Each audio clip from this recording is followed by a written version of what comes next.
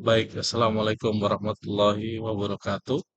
Ketemu kembali di mata kuliah Sistem Pendukung Keputusan. Saya Dr. Hozairi. Hari ini akan membahas tentang satu metode yang paling banyak digunakan dalam pengambilan keputusan. Salah satunya adalah analitik hierarki proses atau AHP. Mahasiswa sekalian, kalau minggu kemarin kita belajar tentang metode profile matching, belajar tentang metode TOPSIS, WP, dan SAW, serta SMARTS, maka hari ini kita masuk pada satu metode yang disebut dengan analitik hierarki proses. Metode AHP ini dikembangkan oleh Prof. Thomas Saati, seorang guru besar matematika dari University of Pittsburgh tahun 70-an. Nah, AHP ini merupakan metode pengambilan keputusan yang melibatkan sejumlah kriteria dan alternatif yang dipilih berdasarkan pertimbangan semua kriteria terkait. Jadi saya ulangi, AHP ini merupakan metode pengambilan keputusan yang melibatkan sejumlah kriteria dan alternatif. Nah, bagaimana memilihnya itu berdasarkan pertimbangan semua kriteria terkait. Nah, kriteria memiliki derajat kepentingan yang berbeda-beda. Demikian pula halnya alternatif yang memiliki preferensi yang berbeda menurut masing-masing kriteria yang ada. Terdapat tiga prinsip utama dalam pemecahan masalah dalam analitik hierarki proses. Yang pertama adalah decomposition, yang kedua adalah comparative judgment-nya, dan yang terakhir adalah logical consistency. Inilah yang membuat beda antara metode yang lalu dengan metode yang sekarang. Jadi ada logical consistency dari masing-masing perhitungan perbandingan antara kriteria dengan kriterianya.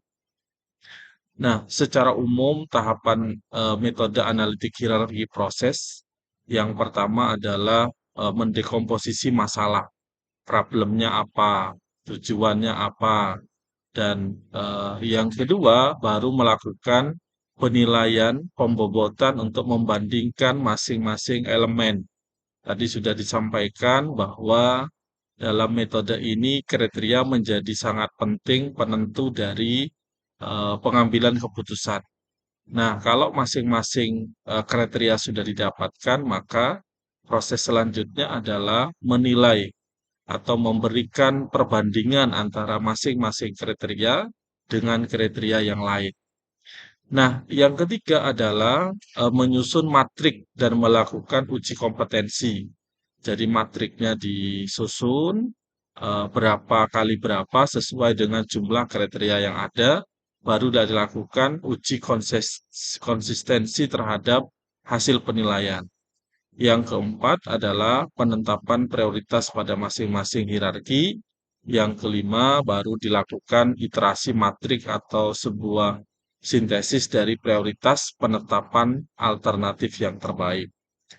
Nah, secara umum di beberapa artikel atau jurnal penelitian, kalau kita lihat flowchart atau tahapan-tahapan dari analitik hierarki proses, yang pertama adalah menentukan tujuan.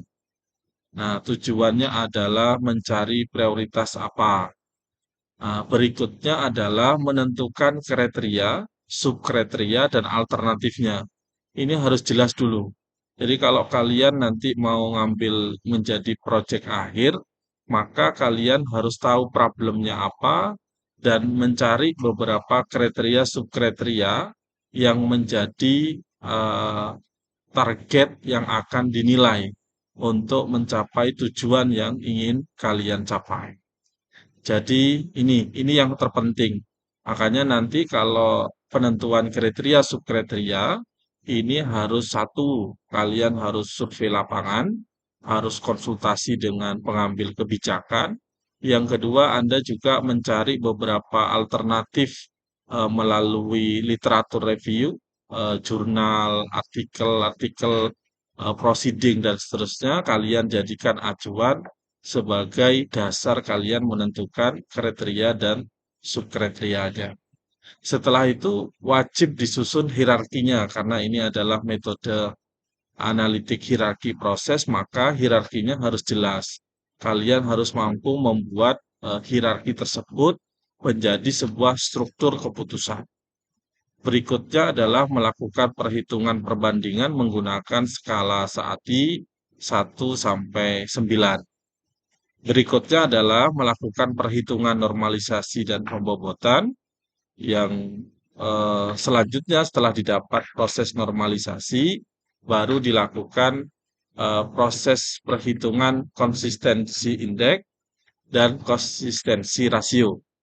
Nah, aturannya adalah jika konsistensi rasionya lebih kecil atau lebih besar atau sama dengan 0,1, maka harus diulang. Harus diulang berarti proses penilaian tadi tidak konsisten. Nah, sehingga nilai konsistensi rasio ini harus lebih kecil atau sama dengan dari 0,1. Nah, ketika sudah oke, maka baru terakhir dilakukan proses perangkingan terhadap masing-masing alternatif. Nah, ini tadi yang saya jelaskan. Nah, ini adalah contoh hierarkinya. Jadi, hierarki yang pertama itu ada tujuan, ada goalnya apa. Penentuan siswa terbaik, atau penentuan dosen terbaik, atau pemilihan prioritas alat transportasi terbaik, atau penentuan software antivirus terbaik. Nah, ini tujuan yang harus dicapai. Baru disusun kriteria 1 sampai kriteria tak hingga. Nah, minimum di dalam analitik hierarki proses itu minimum ada 3 kriteria layaknya yang bisa dilakukan menggunakan metode AHP. Kalau kriterianya kurang dari 3, maka tidak layak permasalahan itu diselesaikan dengan metode analitik hierarki proses. Nah, jadi para mahasiswa sekalian yang harus ditentukan pertama adalah menentukan kriteria-kriteria ini. Kriteria ini dari mana? Bisa saja dari aturan yang ada, bisa saja dari eh, beberapa sumber, dari artikel, dari proceeding yang sudah Anda dapat, terus Anda lakukan proses verifikasi dan lakukan proses penilaian dengan pembimbing untuk menentukan kriteria tersebut. Baru dilakukan hierarki ketiga adalah penyusunan alternatif-alternatifnya. Nah, ini adalah elemen perbandingan atau penilaian dari masing-masing aturan dalam Saati. Jadi, yang ada dalam Saati itu proses penilaiannya adalah ganjil 1, 3, 5, 7, 9. Sedangkan 2, 4, 6, 8 itu hampir sama, tidak ada efek. Ya, kalau satu adalah kriteria A sama penting dengan kriteria B. Makanya kalau kriteria A dibandingkan dengan A, itu pasti nilainya 1. Kalau ketiga, nilai 3, A itu sedikit lebih penting dari kriteria B. Kalau 5, A lebih penting dari B. Sedangkan kalau 7, A sangat penting dari B. Sedangkan 9, A mutlak sangat penting dari B. Nah, ini sudah dijelaskan nanti matriknya seperti apa. Mari kita lihat. Kita masuk pada contoh supaya lebih paham. Ini ada sebuah studi kasus tentang seorang ingin membeli sebuah rumah di kota Semarang. Kriterianya adalah memilih rumah yang pertama adalah lokasi, yang kedua adalah harga, yang ketiga adalah desain, dan yang keempat adalah fasilitas. Jadi 4 kriteria ini yang akan dijadikan perbandingan oleh seseorang untuk membeli sebuah rumah. Nah, sedangkan alternatifnya di kota Semarang ada 4 juga. Yang pertama adalah Taman Bukit Asri, ini alternatif 1. Alternatif kedua adalah Bukit Semarang Baru. Alternatif ketiga adalah Ciputra Sunindo.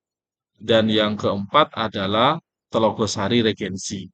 Nah, dari kriteria ini, dari alternatif ini, yang harus dilakukan oleh kalian yang pertama adalah menyusun hierarkinya. Tujuannya adalah membeli rumah, kriterianya adalah lokasi, harga, desain, fasilitas, dan alternatifnya adalah Taman Bukit, BCB, Ciputra, dan Telogosari. Nah, inilah yang disebut perbandingan antara kriteria dengan kriteria. Lebih penting mana antara lokasi dengan harga?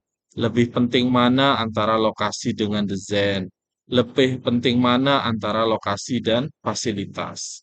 Nah, terus begitu, harga dengan lokasi, harga dengan desain, harga dengan fasilitas.